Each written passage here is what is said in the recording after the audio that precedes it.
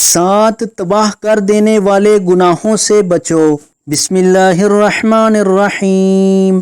حضرت ابو ہریرہ رضی اللہ تعالی عنہ سے روایت ہے کہ رسول اللہ صلی اللہ علیہ وآلہ وسلم نے فرمایا، 7 تباہ کن گناہوں سے بچو۔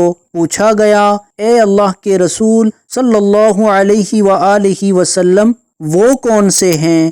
فرمایا، اللہ کے ساتھ شرک، جادو، جس جان کا قتل اللہ نے حرام ٹھہرایا ہے اسے ناحق قتل کرنا، یتیم کا مال کھانا، سود کھانا، لڑائی کے دن دشمن کو پشت دکھانا یعنی بھاگ جانا، اور پاک دامن بے خبر مومن عورتوں پر الزام تراشی کرنا۔